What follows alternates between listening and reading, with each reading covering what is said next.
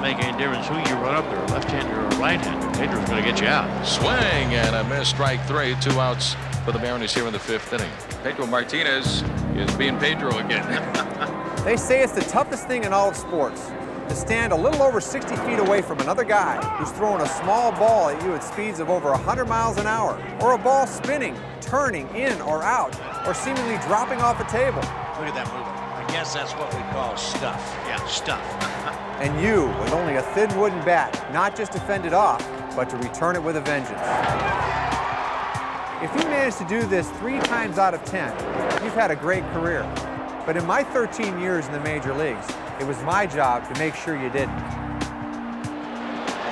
Strike on him. Strikeout victim number 1. But as tough as it is to be a major league hitter, guys like Edgar Martinez and Tony Gwynn, they make it look so easy.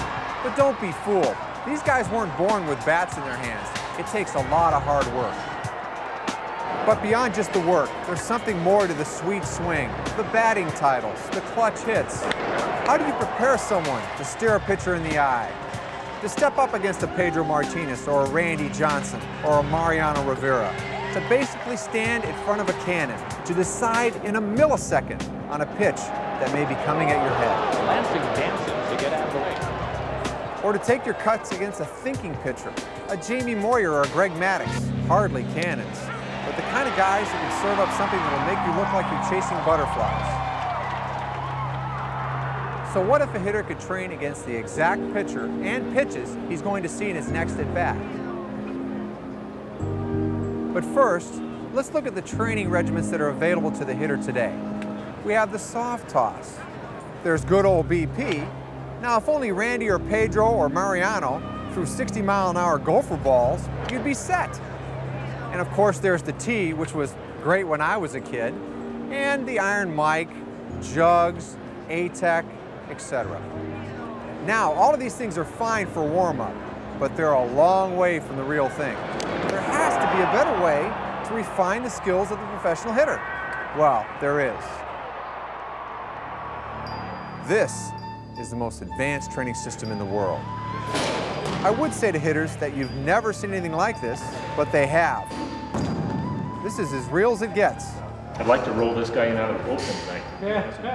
Abner is a sophisticated baseball training simulator that can replicate any pitch from any pitcher. A Randy Johnson slider or fastball, a Pedro Martinez curve with absolute precision. Abner uses patented digital motion control technology to replicate the nuances of an individual pitcher as many times in whatever sequence the hitter desires. Fastball, curve, slider, change, split finger fastball, speed control in 1-mile-an-hour increments, again with almost absolute accuracy. Right-handed pitcher, left-handed 6'10", 5'6", wind up, stretch, big overhand, sidearm. An invisible aperture in an animated screen actually releases the ball at the exact spot it leaves the pitcher's hand.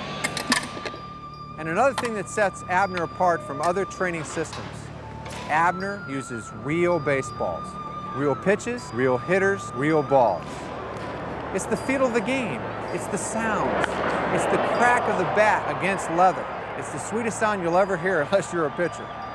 And it's actually safer than the real thing. The redundant safety systems on Abner include hardware and software limits, ultrasonic sensors, and scanner. And the applications are really endless for this technology, as teams like the Seattle Mariners and hitters like Edgar Martinez are discovering. Gar, we've played together for a long time, and I know how hard you work. Give us an idea how this technology might help you if you had an opportunity to use it on an everyday basis. Yes, I think this machine and this technology is different from the other ones we used in the past. It's a machine that I can program any different pitches, breaking pitch, slider, changeup, fastballs, and you don't see that in other machines. And it's very accurate. And to be able to actually see the pitcher from different slots throwing the baseball, that's got to be really valuable to pick up that release point from that pitcher. Yes, you actually can. I can work on my timing by facing the machine with the pitcher throwing at me, which with machines that we have available right now, you cannot do that. And this way I can work on my mechanics, I can work on my timing, and will prepare me better for a game. designated hitter, Edgar Martinez. It's always nice to know what a pitcher has, what he's going to throw you, what's in his arsenal, so that when you get up to the plate, there's no guessing really on what his ball's going to do. He might throw you a breaking ball or may throw you a fastball, but at least you know what the ball's going to do, and he's not really going to have any surprises and for you. You're a thinking man's guy. You're behind the plate all the time, working with pitchers and working on sequences and seeing guys' arm slots and things like that. But it's not quite the same as to get in the box and actually hit off a guy. That's a lot different. It's a lot easier when you know what's coming, without a doubt. A lot of times as a catcher, you don't focus on release point because you know what the ball's going to do. But as a hitter, that's something that you need to do, and it seems like the better hitters do that more frequently than the guys who don't. And you look at the great hitters, the Gwynns and the Martinezes, and some of these guys that hit 340, 330 their whole career, they pick the ball up so well, and if there was a tool that could help out the guys that don't do that as well, and we could do it more frequently, then it would help everybody. Oh, sure. And then if you could place something like that, next to the dugout, and you could actually hit off this thing right before the ball game, see the starting pitcher that day, see the bullpen that day.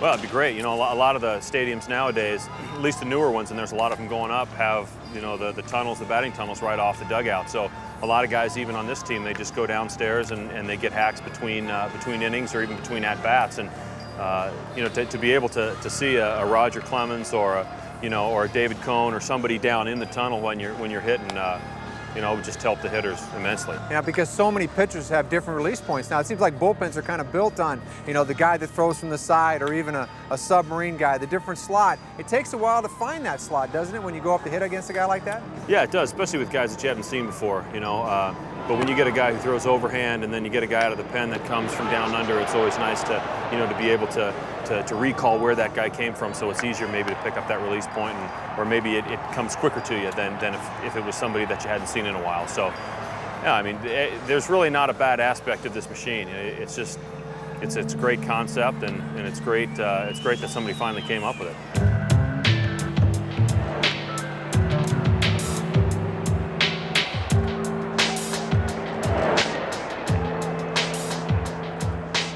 In baseball today, everybody's talking about the juice ball, but it's not about juice balls or thin pitching. It's about hitters. Hitters are getting better, stronger, and smarter, and they're constantly looking for an edge, and that's what Abner gives them. After all, if you want to succeed at the highest level of baseball, soft tosses ain't going to get you here.